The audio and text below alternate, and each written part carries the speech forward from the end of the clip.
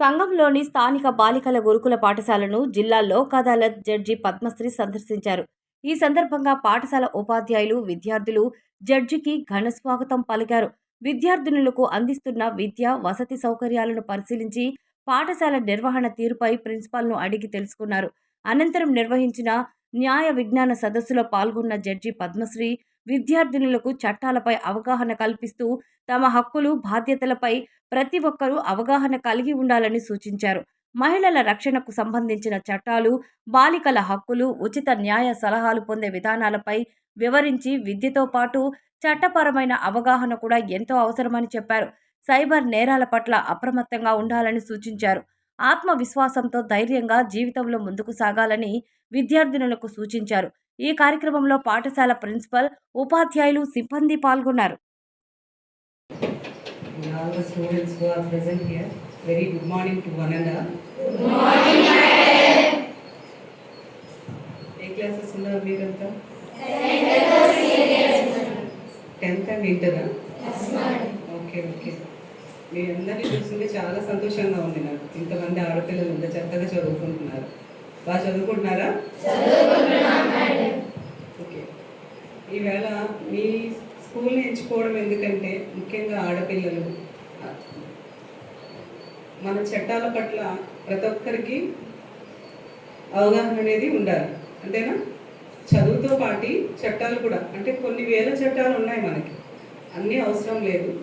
Present మన చట్టాలు ఏవేవి ఉన్నాయి కొద్దిగా మన రెగ్యులర్గా, అంటే ఆడపిల్లలకు సంబంధించి వాళ్ళ సంరక్షణకి, అలాగే సైబర్ క్రైమ్స్ అంటే ఏంటి, వాటిని ఎట్లా మనము వాటి నుంచి ఎలా కాపాడుకోవాలి మనం, అలాగే మన కాన్స్టిట్యూషన్ అందరికీ తెలుసు కదా, రాజ్యాంగం వచ్చిందా మీకు లెసన్స్లో? కాన్స్టిట్యూషన్లో మన రైట్స్ ఏంటి, అలాగే చైల్డ్ మ్యారేజెస్, వీటి గురించి మీకు క్లుప్తంగా చెప్తాను. ఇది ముఖ్యంగా మనకి ఫండమెంటల్ రైట్స్ ఉన్నాయి. ఏంటి ఆర్టికల్ ఎక్కడి నుంచి ఎక్కడి వరకు తెలుసా? ఆర్టికల్ చెప్పండి. అదే వాళ్ళ మీద చర్యలు తీసుకోవడం కూడా జరుగుతుంది. సో అలాగే చైల్డ్ మ్యారేజెస్, ఇక్కడ అందరూ ఆడపిల్లలు ఉన్నారు, పేరెంట్స్ ఇప్పుడైతే చక్కగా పంపించారు, చదువుకుంటున్నారు. మధ్యలో ఇంటికి వెళ్తే ఒక్కోసారి ఏదో మ్యారేజ్ చూసి చేసేస్తాం, మన బాధ్యత తీరిపోతుందని చాలామంది తల్లిదండ్రులు అనుకుంటున్నారు. ఇప్పుడు చదివిస్తున్నారు, అట్ ది సేమ్ టైం కొద్దిమంది పేరెంట్స్ పెళ్లి చేసి పంపిస్తే ఒక బాధ్యత తీరిపోతుందని అనుకునే వాళ్ళు కూడా ఉన్నారు. అలా ఎప్పుడు కానీ మీరు ఇంత చక్కగా కష్టపడి ఇక్కడ వరకు వచ్చారు, చదువుకుంటున్నారు, మధ్యలో డ్రాప్ అవుట్స్ అయితే ఉండకూడదు. ఇంటికి వెళ్ళి వాళ్ళు అలాంటివి ఏమన్నా చెప్పినా కూడా మీరు వాళ్ళకి చెప్పగలగాలి, చదువుకున్న తర్వాతే అని. ఎందుకంటే మనకి prohibition of child marriage act అని కూడా ఒక యాక్ట్ ఉంది. దాని ప్రకారం మనకి అబ్బాయిలకి 21 సంవత్సరాలు, అలాగే అమ్మాయిలకి 18 సంవత్సరాలు నిండి ఉంటేనే పెళ్లి చేసుకోవాలి. అలా లోపల కనుక పెళ్లి చేసుకున్నట్లయితే ఎవరైతే పెళ్లి చేస్తారో, పెళ్లి ఎవరైనా హెల్ప్ చేసినా, ఈవెన్ దాన్ని ప్రోత్సహించినా కూడా అది నేరమే. సో ఆటోమేటిక్గా వాళ్ళకు కూడా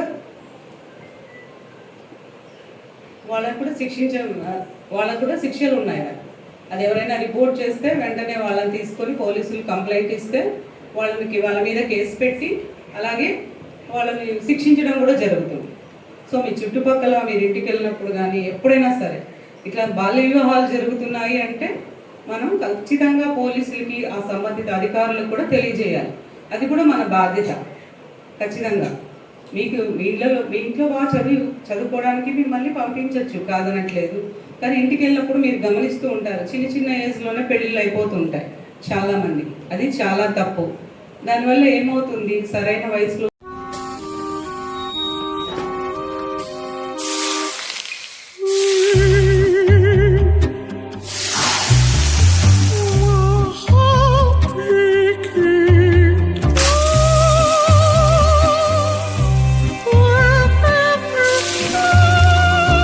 No matter the heat outside, stay cool inside with energy-efficient windows from Asahi System Windows. Please subscribe SS News AP.